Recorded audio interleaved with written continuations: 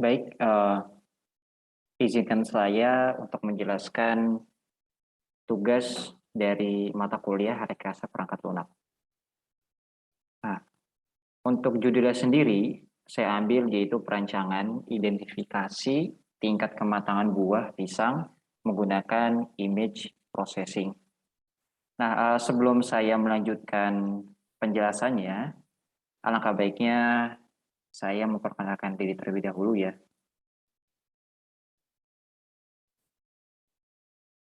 Oke, baik. Nama saya Muhammad Abdul Aziz Maksum Mahfuz. Untuk NIM-nya 1910114006990 dari Prodi Teknik Informatika. Selanjutnya, kita perlu mengetahui dulu ya, apa itu image processing. Nah, image processing adalah proses mengubah untuk menjadi bentuk digital dan melakukan operasi tertentu untuk mendapatkan beberapa informasi yang berguna darinya. Sistem pemrosesan gambar biasanya memerlukan semua gambar sebagai sinyal 2D saat menetapkan metode pemrosesan sinyal tertentu yang telah ditentukan sebelumnya. Nah, jadi ya, intinya image processing itu adalah proses mengubah untuk menjadi bentuk digital seperti itu. Yang mana sistem pemrosesannya itu biasanya memerlukan semua gambar sebagai sinyal 2D seperti itu. Nah, di sini ada 5 jenis utama dalam image processing itu sendiri. Yang pertama itu ada visualisasi, yaitu maksudnya temukan objek yang tidak terlihat dalam gambar. Dan yang kedua ada recognition, yaitu membedakan atau mendeteksi objek dalam gambar. Yang ketiga, penajaman dan pemulihan, yaitu membuat gambar yang disempurnakan dari gambar aslinya. Gitu. Jadi kalau nanti ada gambar yang rusak, nah itu bisa dipulihkan dengan menggunakan image processing, seperti itu. Dan yang keempat, pengenalan pola, ukur berbagai pola di sekitar objek dalam gambar. Yang terakhir yaitu pengambilan, jelajahi dan cari gambar dari database besar gambar digital yang mirip dengan gambar aslinya. Nah, setelah kita tahu apa itu image processing, selanjutnya kita akan ke beberapa langkah dasar image processing. Jadi di sini ada sekitar 6 sampai 7 langkah dasar ya dari image processing. Yaitu yang pertama ada akuisisi gambar. Nah, langkah ini juga dikenal sebagai pre-processing dalam pengolahan gambar, yang mana ini melibatkan pengambilan gambar dari sumber. Biasanya sumber berbasis perangkat keras. Nah, itu langkah yang pertama, yaitu pengambilan gambar dari sumber. Nah, yang kedua yaitu peningkatan gambar. Nah, peningkatan gambar adalah proses memunculkan dan menyoroti fitur tertentu yang menarik dalam gambar yang telah dikaburkan. Yang mana langkah ini itu dapat mengubah kecerahan, kontras, dan lain-lain. Dan yang ketiga, ada restorasi gambar. Nah, restorasi gambar ini adalah proses yaitu memperbaiki tampilan gambar. Nah, seperti yang sudah saya jelaskan sebelumnya ya, yaitu salah satu tujuan dari image processing itu adalah untuk memperbaiki tampilan gambar yang sudah rusak, seperti itu. Namun, tidak seperti peningkatan gambar, restorasi gambar dilakukan dengan menggunakan model matematis atau probabilistik tertentu.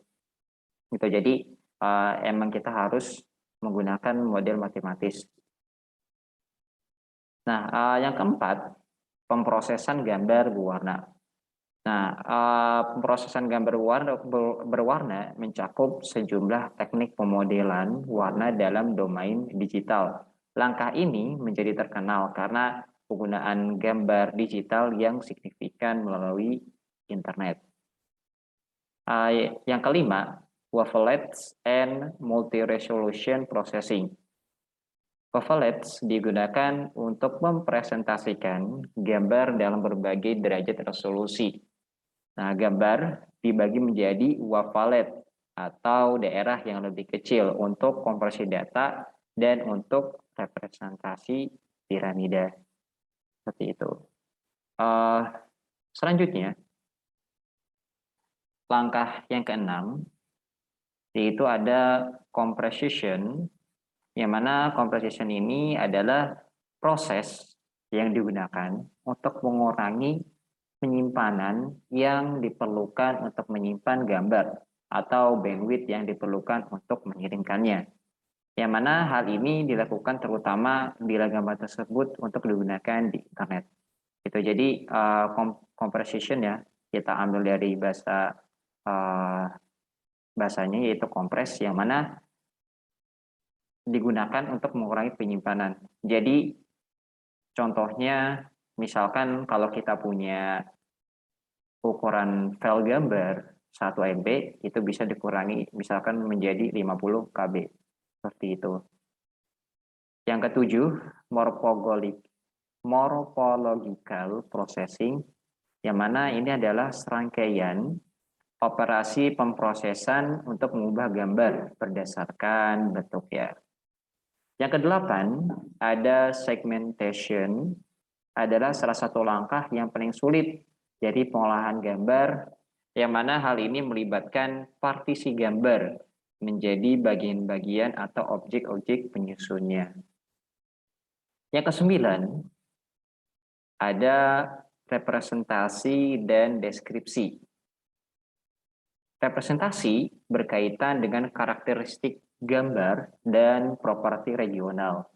Deskripsi berkaitan dengan penggalian informasi kuantitatif yang membantu membedakan satu kelas objek dan yang lainnya. Yang ke-10, recognition, yaitu memberikan label ke objek berdasarkan deskripsinya. Oke, mengapa menggunakan image processing, mengapa enggak menggunakan contohnya kayak pengambilan keputusan ya, sistem pengambilan keputusan. Mengapa? Yang mana hal ini diharapkan ketika kita menggunakan image processing itu bisa mengidentifikasi tingkat kematangan pada buah pisang berdasarkan warna kulit, di mana informasi yang dihasilkan berupa presentasi kemiripan dan penggolongan kematangan buah yang meliputi mentah, setengah matang, dan matang. Seperti itu.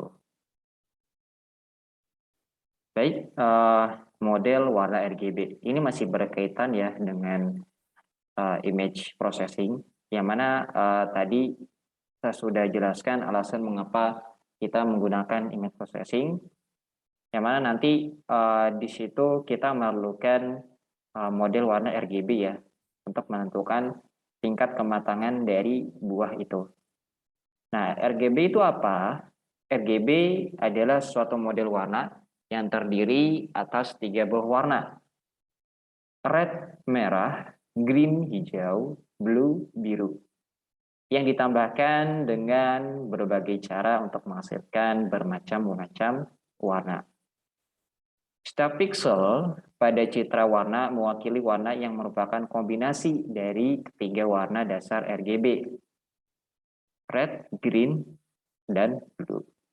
Setiap titik pada citra warna membutuhkan data sebesar 3 byte. Setiap warna dasar memiliki intensitas tersendiri dengan nilai minimum 0 dan nilai maksimum 255. Yang mana hal itu adalah 8 bit.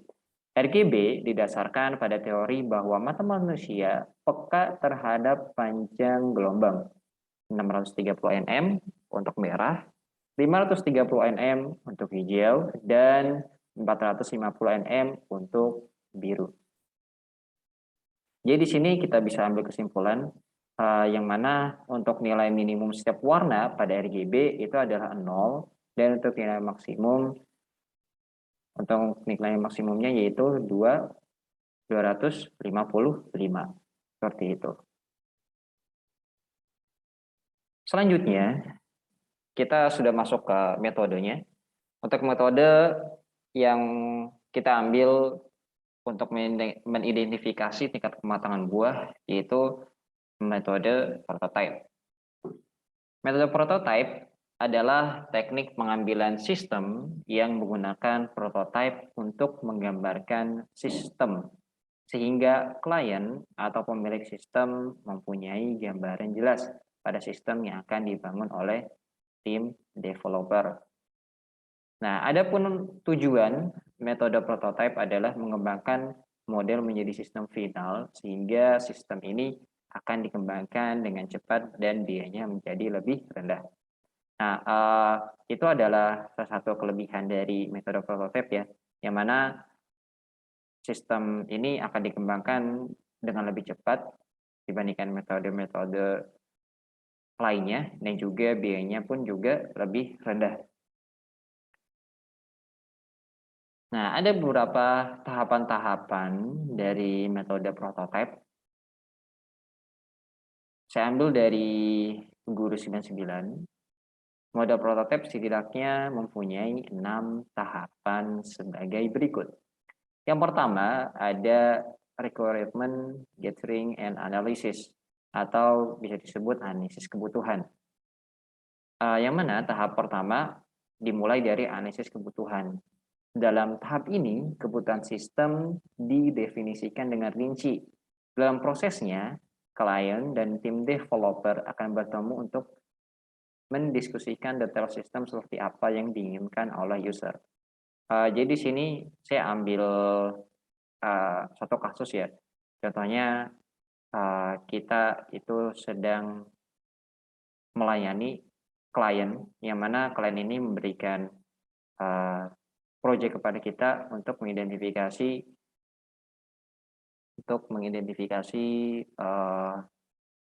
tingkat kematangan buah seperti itu.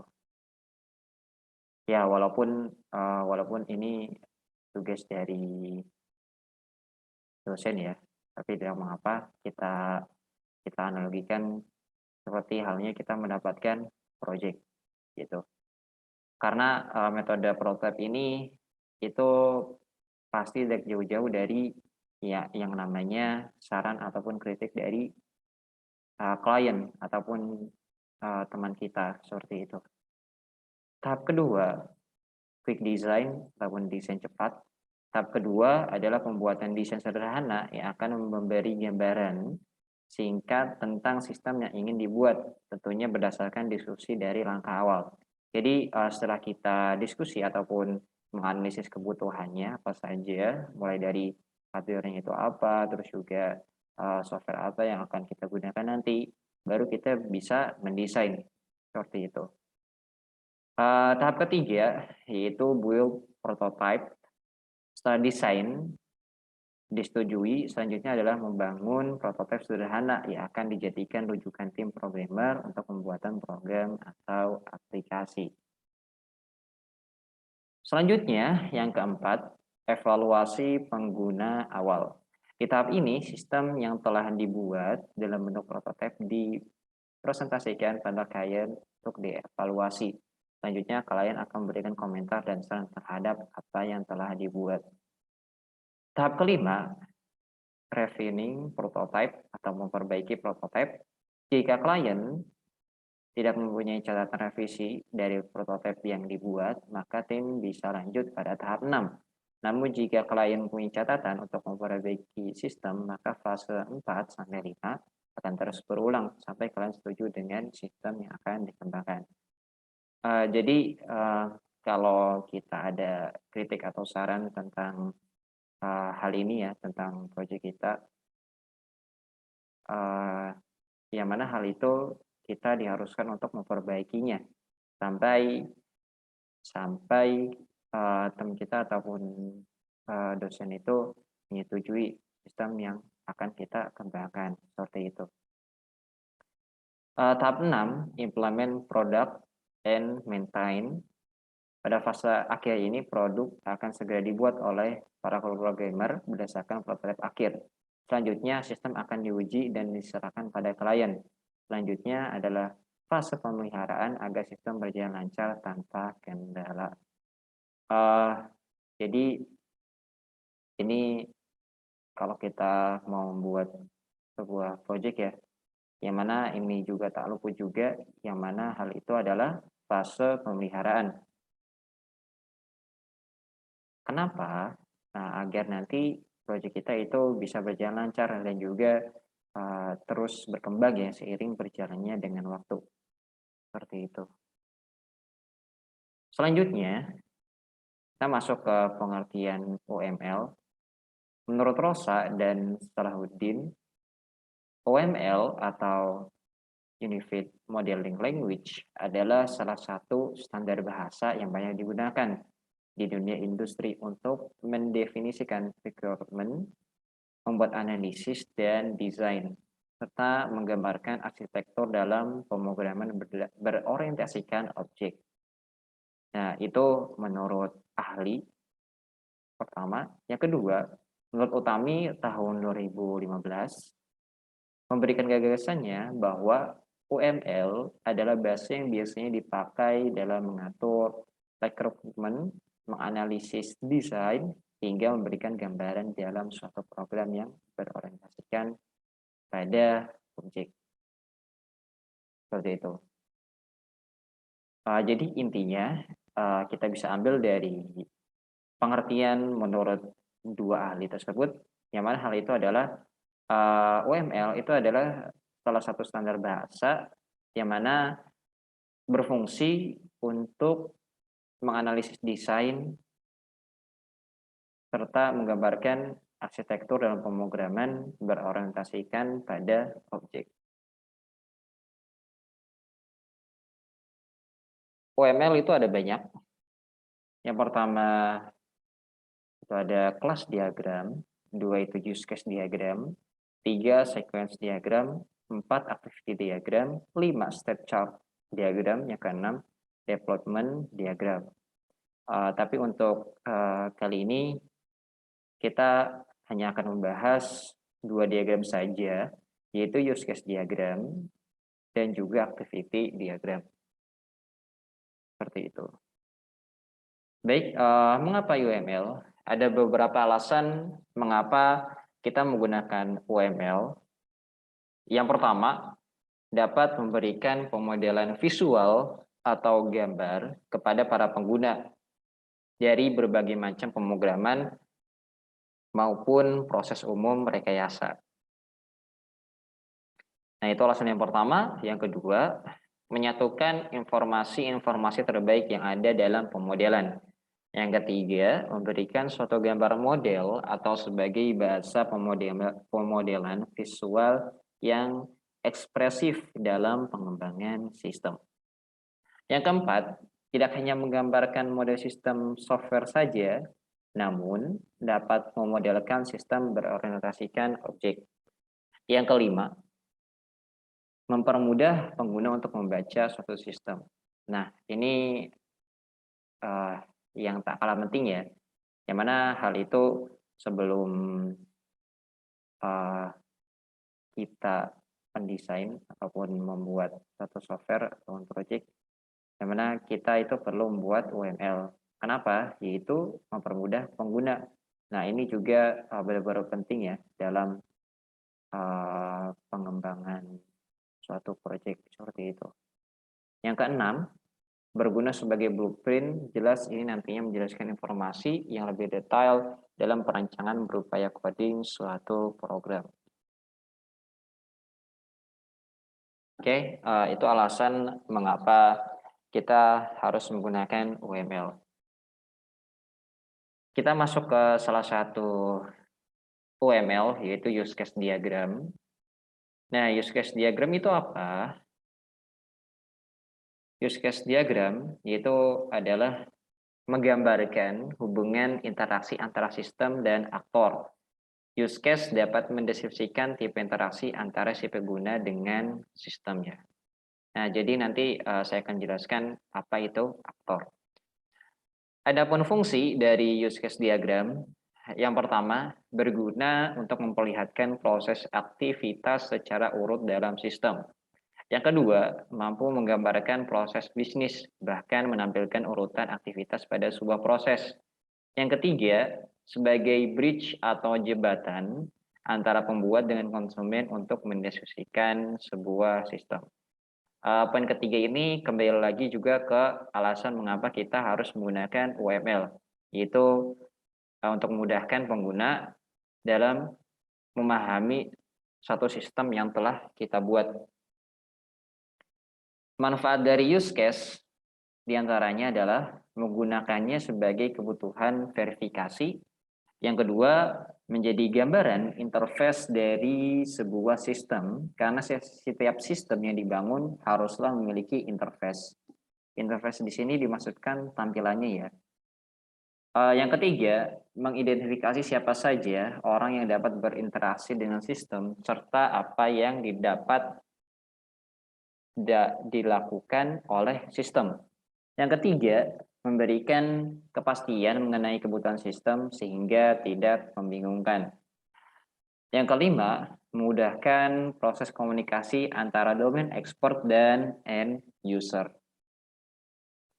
Nah, ini adalah use case diagram yang akan kita buat ya. Yang pertama yaitu di sini ada aktor. Aktor itu sebagai user, yang mana di sini memiliki beberapa fitur utama ya, yaitu ambil gambar pisang, fitur warna RGB, dan juga hasil identifikasi kematangan. Yang mana fitur warna RGB ini menginclude ataupun pasti itu tidak akan berjalan dengan use case sebelumnya. Gitu. Jadi kalau use case sebelumnya ini itu tidak ada, maka use case selanjutnya itu tidak akan ada seperti itu. Untuk simbolnya yang kita gunakan di dalam use case diagram, yaitu yang pertama ada aktor, yaitu mewakili peran orang, sistem yang lain, atau alat ketika berkomunikasi dengan use case. Yang kedua ada use case sendiri, yaitu abstraksi dan interaksi antara sistem dan aktor. Yang ketiga ada association, abstraksi dari penghubung antar aktor dengan use case. Ada generalisasi, menunjukkan spesialis aktor untuk dapat berpartisipasi dengan use case. Yang kelima, yaitu include, menunjukkan bahwa suatu use case seluruhnya merupakan fungsionalitas dari use case lainnya. Ada juga extend, menunjukkan bahwa suatu use case merupakan tambahan fungsional dari use case lainnya jika suatu kondisi terpenuhi. Kayak di sini ada yang berbeda ya, yaitu include dan extend. Jadi include itu kalau dia tidak ada use case sebelumnya, maka use case selanjutnya itu tidak akan berfungsi fungsionalitasnya. Lain halnya dengan extend. Extend itu hanya fungsional saja. Jadi hanya opsional saja gitu. Jadi kalau kondisinya itu terpenuhi, ya dia akan berjalan. Kalau kondisinya itu tidak terpenuhi, ya dia tidak akan berjalan juga seperti itu. Oke, selanjutnya ada activity diagram. Activity diagram dalam bahasa Indonesianya adalah diagram aktivitas, yaitu diagram yang dapat memodelkan proses-proses yang terjadi pada sebuah sistem. Runtutan proses dari suatu sistem digambarkan secara vertikal. Activity diagram merupakan pengembangan dari use case yang memiliki alur aktivitas. Alur atau aktivitas berupa bisa runtutan menu-menu atau proses bisnis yang terdapat di dalam sistem tersebut. Dalam buku rekayasa perangkat lunak karangan Rosa AS mengatakan, diagram aktivitas tidak menjelaskan kelakuan aktor. Dapat diartikan bahwa dalam pembuatan activity diagram hanya dapat dilakukan untuk menggambarkan alur kerja atau aktivitas sistem saja. Jadi di sini kita bisa ambil kesimpulan untuk activity diagram ini itu tidak jadi diagram aktivitas ini berfungsi uh, untuk tidak menjelaskan kelakuan aktor. Jadi hanya dapat dipakai untuk menggambarkan alur kerja atau aktivitas sistem saja. Seperti itu. Jadi hanya menggambarkan alur sistem saja atau aktivitasnya. Seperti itu. Selanjutnya ini ada activity diagram dari sistem yang akan kita buat. Yang pertama di sini kita mulai dari start sini ya. Untuk aktivitas yang pertama itu ada input gambar, nanti user akan input gambar. Nah setelah itu nanti sistem itu akan menyimpan gambar dan juga menampilkan gambar yang telah diinput oleh user tadi. Setelah itu user akan klik tombol ekstraksi warna RGB, ada merah, hijau, dan warna biru. Setelah itu sistem akan menampilkan nilai RGB-nya. Setelah itu klik tombol identifikasi tingkat kematangan dan juga menampilkan hasil tingkat kematangan. Seperti itu. Selanjutnya ada simbol dari activity diagram yang sudah kita buat sebelumnya, yaitu status awal ya.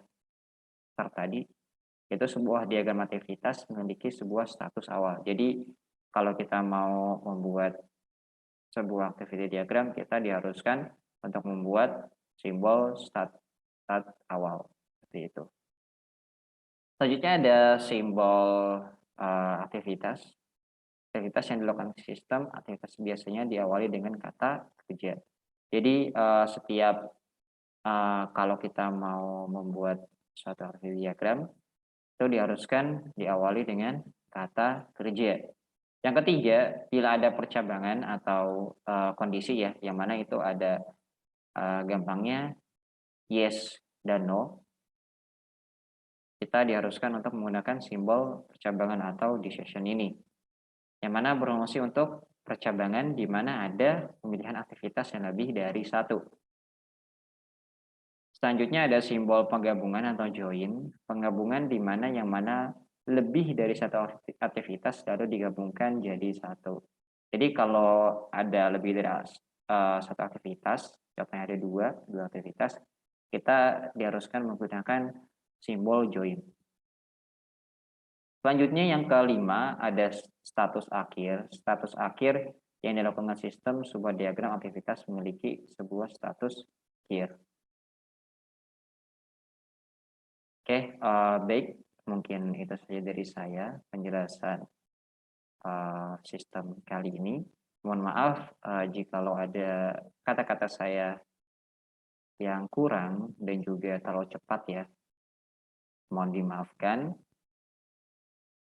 Terima kasih banyak. Wassalamualaikum warahmatullahi wabarakatuh.